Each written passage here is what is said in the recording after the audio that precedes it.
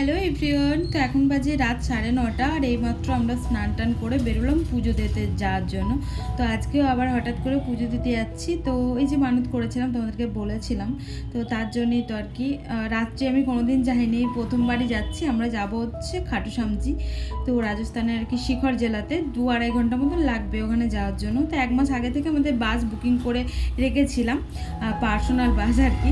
Personal বলতে যারা ওই ট্রাভেল এজেন্সি কাজ করে না, মানে ট্রাভেলিংয়ে নিয়ে যায়, তাদের সাথেই কন্ট্যাক্ট করা হয়েছিল। আর তাদেরকে আগে থেকে বুকিং করতে হয়, কারণ অনেকজন যাবে, ধরো সবাই মিলে একসাথে তো যাব, তাই আগে থেকে আমাদের 1 মাস আগে থেকে বুকিং করা হয়েছিল। এই হচ্ছে ব্যাপার।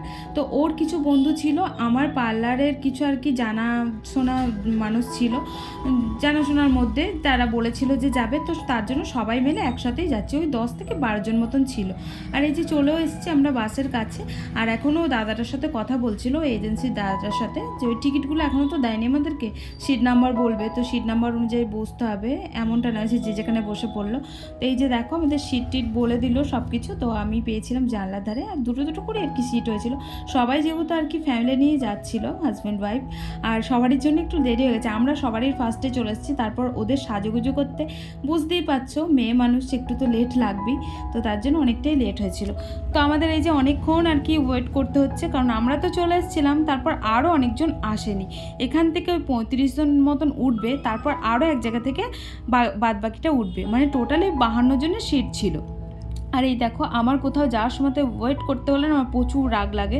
তো যে এই যে ফাইনালি বাস ছাড়লো প্রায় আধ ঘন্টা পর, এখন এত বিরক্ত লাগছিল, তারপর একটুখানি আর কি স্বস্তি মিললো। কিন্তু স্বস্তি মিলে আর কি হবে, এই যে দেখতে পাচ্ছ এখানে আবার দাঁড়াবে, কারণ এখানে পেট্রোল ট্যাঙ্কি ফুল করবে, প্লাস বাদ বাকি যেগুলো চাপবে এখান থেকেই চেপে নেবে। আর এই যে আমার মাথার যন্ত্রণা শুরু হয়ে গেছে অলরেডি। তো দুটো ভমিটিংয়ের ট্যাবলেট খেলাম, কারণ আমার প্রচণ্ড পরিমাণে গা ঘোলাতে আরম্ভ করে দিয়েছে। তো আমি আর কি হাত নিয়েই এসেছিলাম, আমি জানি আমার কিছু একটা হতে পারে, শরীর তো খারাপ হবেই, সেটা জানা কথাই, কারণ আমার বাস একদমই সহ্য হয় না। তারপরেও কি করব, ট্রাভেল তো করতেই হবে, যেতে তো হবেই, কিছু করার নেই। তো বাস, তারপর এমনি কার, কিছুই আমার সহ্য হয় না, 4 হুইলার তো কিচ্ছু না, সব কিছুতেই আমার যেন গা ঘুলায়, কেন জানি না, এরকম ছোট থেকেই। তবে এখন একটুখানি কমেছে, আগে তো প্রচুর পরিমাণে হতো। তো এই যে দেখতে পাচ্ছ প্রচুর ঘুম পাচ্ছিল, তার সাথে এত মাথা যন্ত্রণা, পুরো ফেটে যাচ্ছিল মাথা। তো ওষুধ খাওয়ার পর একটু মনে হচ্ছে ভালো লাগছে, বেশ সুন্দর লাগছিল, গান চলছিল বাসে। তারপর কিছুক্ষণ পর ভজনও হবে। তো সবাই প্রচণ্ড পরিমাণে ক্লান্ত হয়ে গেছিলো গান বাজনা করতে করতে, যেহেতু আর কি ভজন টজন হচ্ছিলো, তাই একটুখানি আর কি ব্রেক নেওয়া হলো এখানে। ব্রেক বলতে এই যে চা কফি, তারপর যে যা খেতে চাইছে আর কি সব কিছুই, কারণ দূরের রাস্তায় গেলে মাঝখানে তো একটু ব্রেক নিতেই হবে, না হলে একদম অনেকটা লং হয়ে যাচ্ছে, 2-2.5 ঘন্টা ধরো। আর এই ব্রেক নিতে নিতেই না অনেকটা লেট হয়ে গেছিলো আমাদের, তার জন্য মনটা একটু খারাপ ছিল। তো কি আর করবো, লেট হলেও কিছু করার নেই। তো চলো একা একা আমিও, সবাই যাচ্ছে যখন আমিও যাই, একটু দেখি লস্যি পাওয়া যায় কিনা, লস্যি খেয়ে আসি, কারণ মনটা খুব ঠান্ডা ঠান্ডা ইচ্ছা করছে। তো এখন বাজে রাত হচ্ছে 12টা, আর 12টার সময় এই যে আমরা একটা ধাবাতে দাঁড়িয়েছি। তো এখানে চা কফি চিপস ঠান্ডা লস্যি যা যা যে যা খাবে, যে যা খাবে এখানে খাচ্ছে। আর এই যে চিপস খাচ্ছে, মানে টয়লেট করার জন্য দাঁড়িয়েছে সবাই।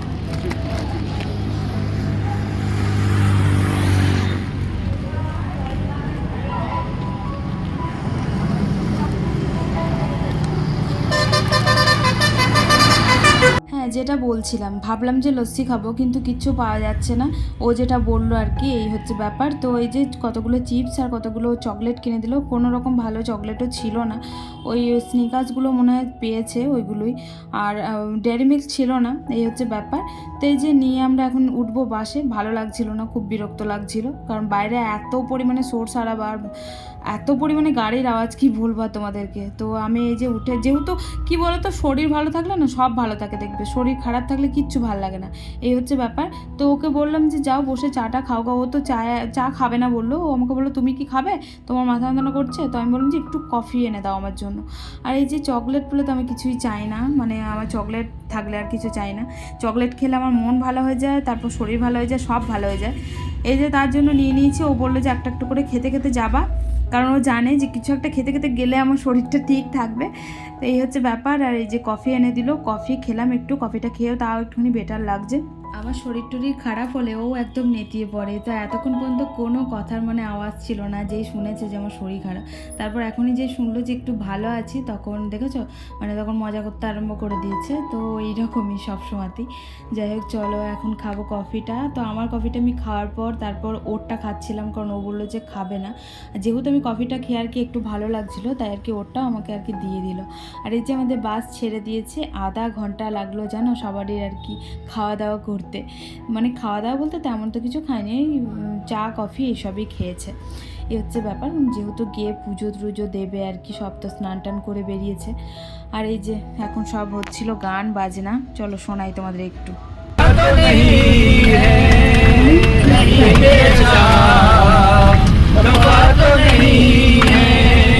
আমরা পৌঁছে গেছি, তো এখনও পর্যন্ত বাস আর কি পার্কিং করেনি, তো ঢুকছি আর কি।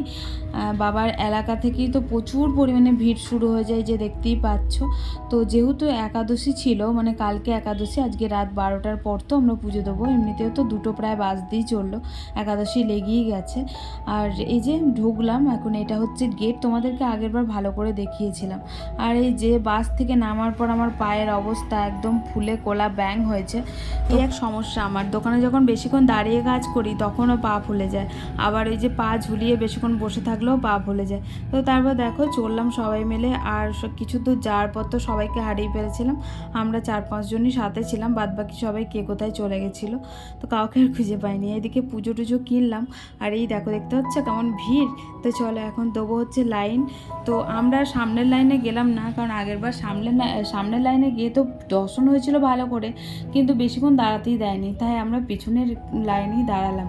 এই যে দাঁড়িয়েও পড়েছি। আর এখন বাজে রাত ওই 2টো মতন। কেউ বলবে এখন 2টো বাজে, দেখো কি পরিমাণে লোকের জাস্ট ভিড়টা দেখো। আজকে যেহেতু একাদশী পড়েছিল, তার জন্য লোকটা একটু বেশিই ছিল, কারণ একাদশীর দিন বাবার কাছে প্রচুর পরিমাণে লোক হয়। লোক তো সারাক্ষণই হয়, সব সিজনেই হয়, আর নন স্টপ মানে সারাক্ষণ পুজো চলতেই থাকে। এই যে স্ক্রিনে তো দর্শন হয়ে গেছে, এখন বাবাকে সামনে দেখার পালা। কি ভালো লাগে যেন আমার এখানে আসতে, যখনই আসি মনটা পুরো শান্তিই হয়ে যায়। তো আর কি দীর্ঘ প্রতীক্ষার পর তারপর হবে এবার দর্শন। অনেকটা টাইম আমাদের দাঁড়িয়ে থাকতে হয়েছে লাইনে, কারণ এই যে বললাম না এই লাইনটা অনেকটা আর কি দেরি করেই যাচ্ছিল।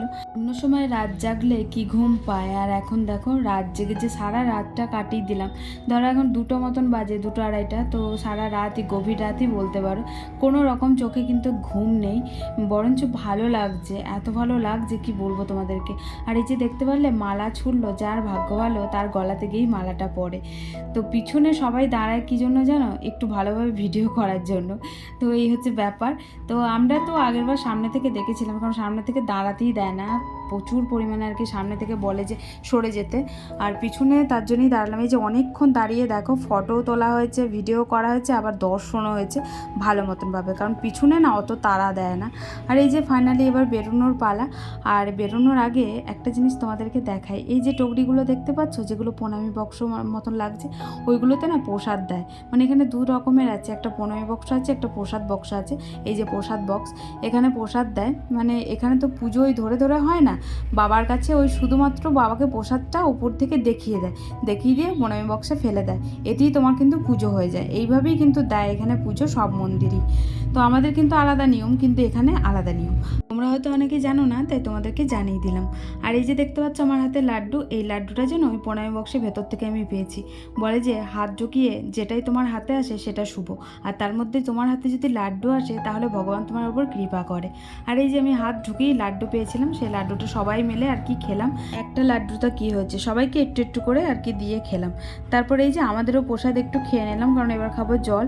আর তার মধ্যে থেকে আমরা কিনে নিলাম একটা হচ্ছে বাবার পিকচার, যেটা আমি দোকানে রাখবো, কারণ দোকানটা বাবার জন্যই সব কিছু।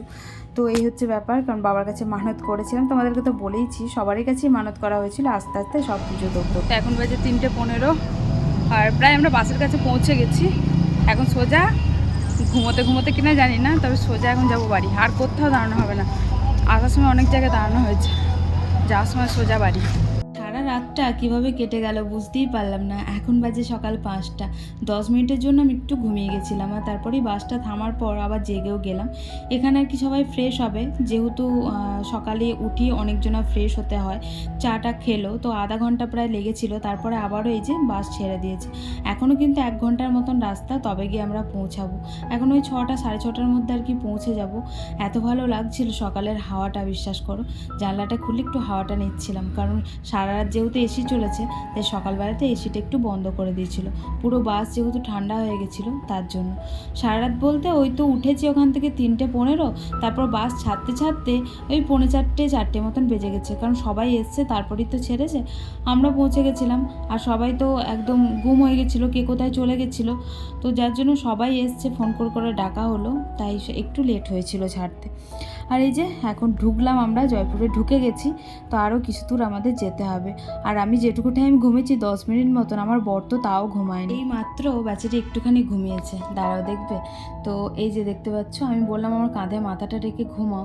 অ্যাকচুয়ালি হয়েছে কি, আমাদের পেছনে দুটো মহিলা বসেছে, সিটটা নামাতেই দিচ্ছে না একদম। কি করব বলো, ঝগড়া করব?